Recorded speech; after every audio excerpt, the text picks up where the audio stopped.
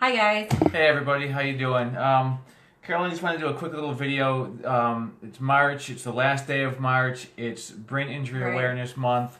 So to finish up the month, we just like to discuss a few things and to keep that awareness going for brain injuries and post-concussion syndrome ongoing, not just for the month of March.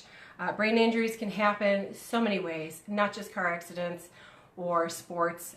They can happen through abuse. They can happen through soccer, football. They can happen through falls, even gunshots, because they are on the rise.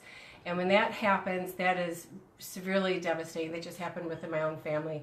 And if that happens on the left side of the head, the chances are really grim because it's more vascular.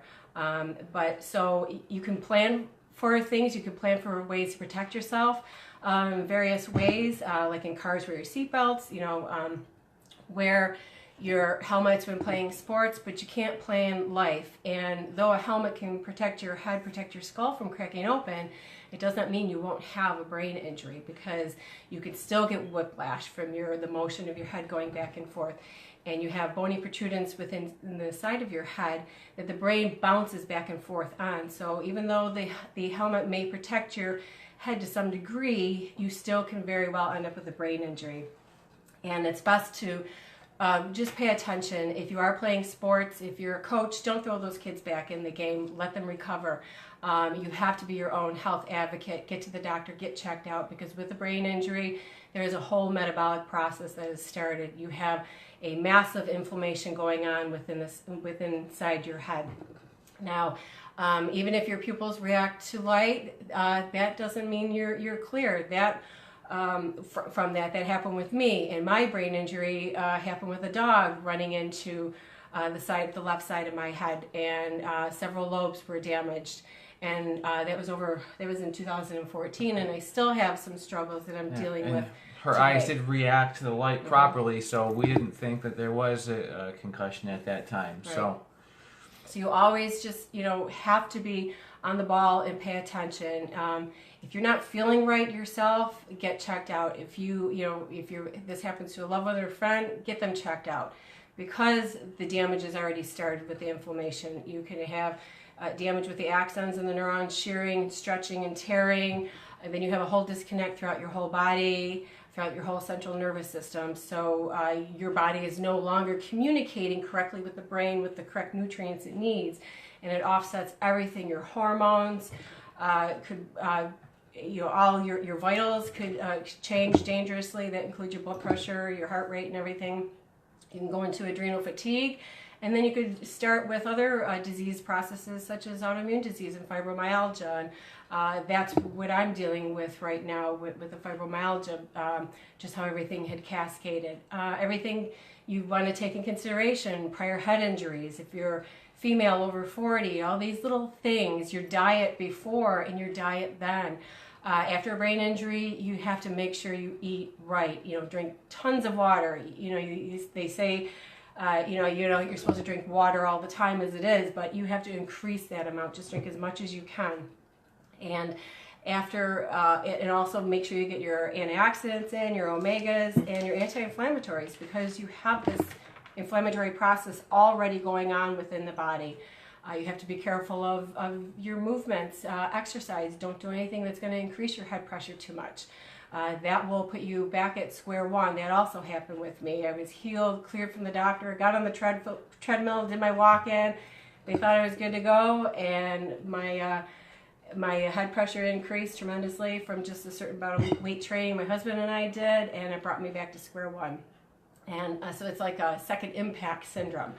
And that too, you can just have a slight bump on the head, barely anything, and that's enough to put you back to square one. So you have to be cautious of what you do, even if you are cleared from your doctor. And if you are a healthcare provider, it's really pertinent to really pay attention to your patients coming in. They may be anxious to get there.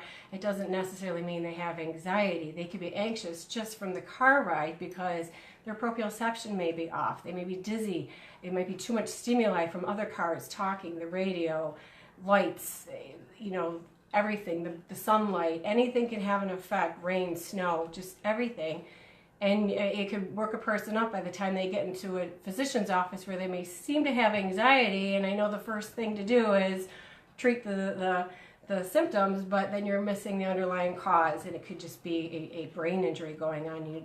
It's not necessarily wise to place them on an anti-anxiety med. It's just something that they were overwhelmed with too much stimuli. They may need a quiet darkened area to bring their body back down to normalcy. And also therapies, vestibular therapy is wonderful. Speech therapy you may need.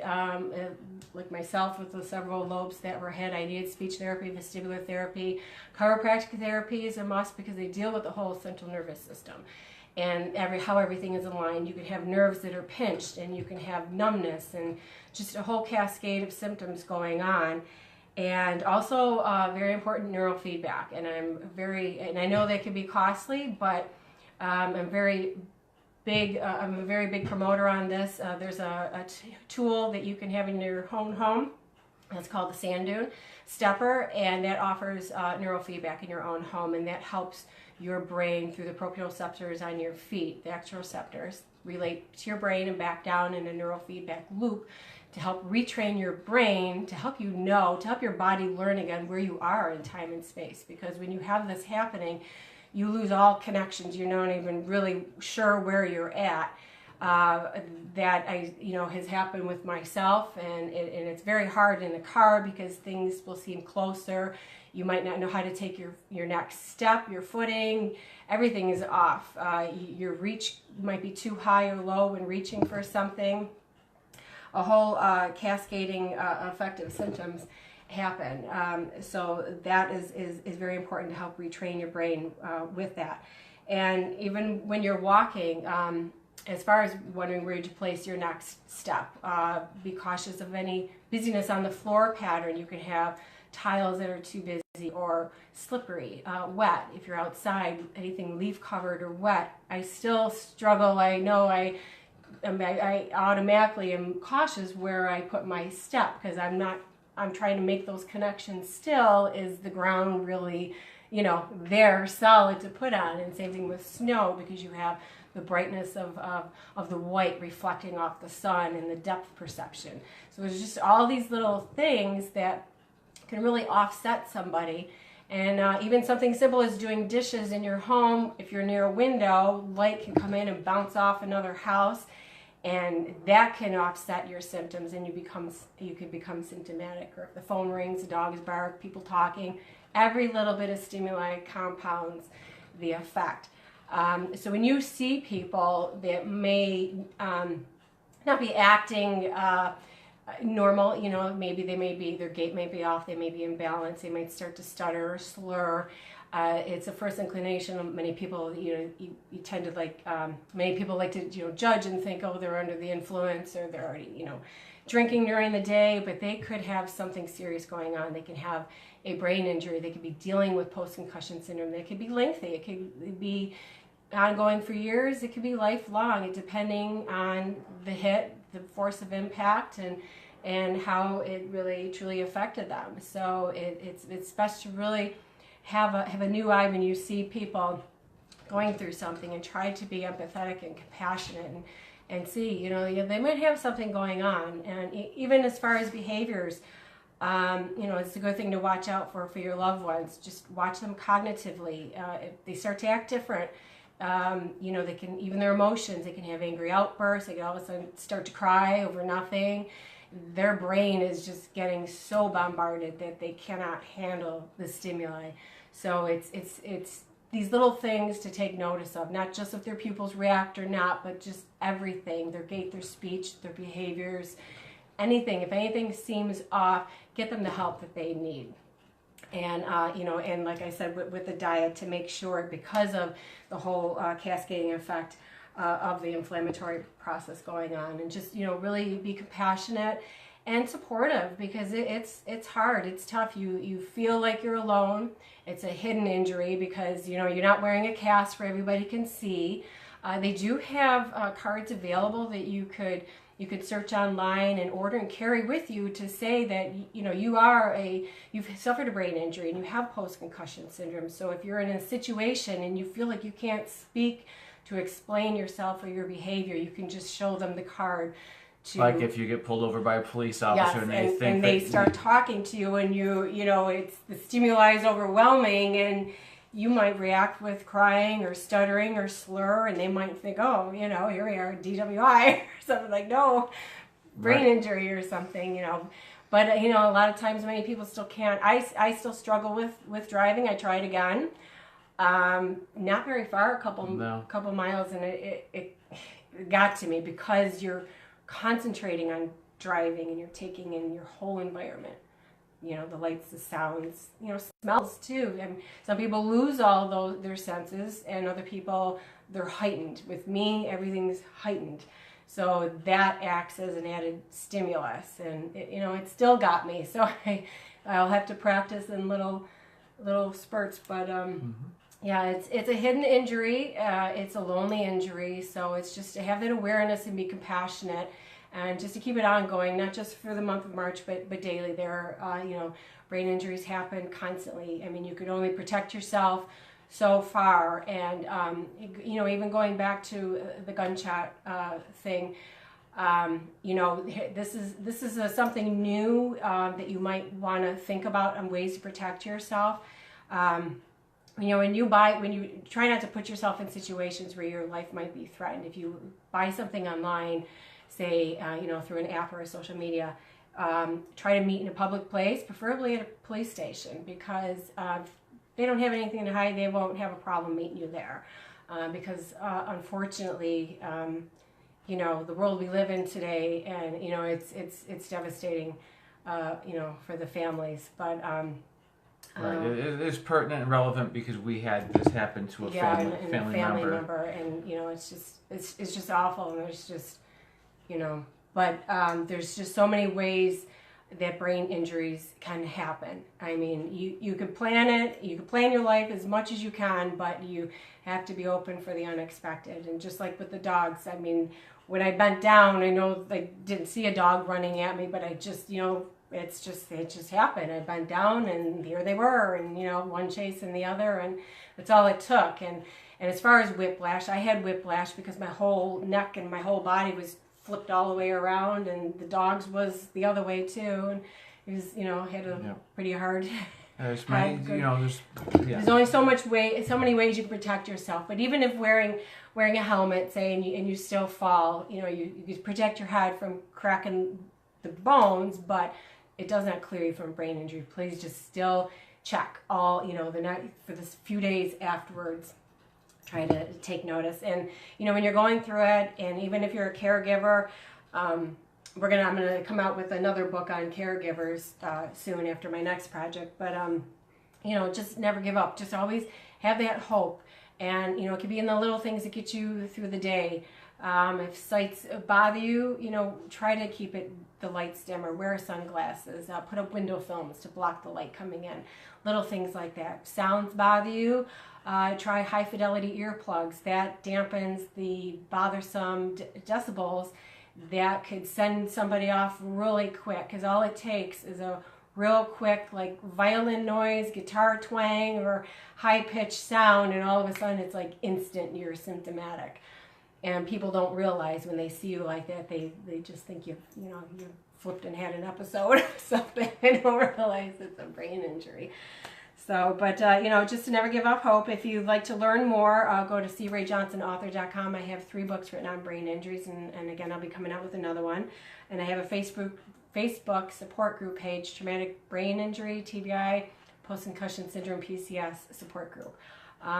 You request to join that, we'll add you on. It's for if you are suffering from a brain injury or post-concussion syndrome, or you have a family or friend member, or if you're a caregiver.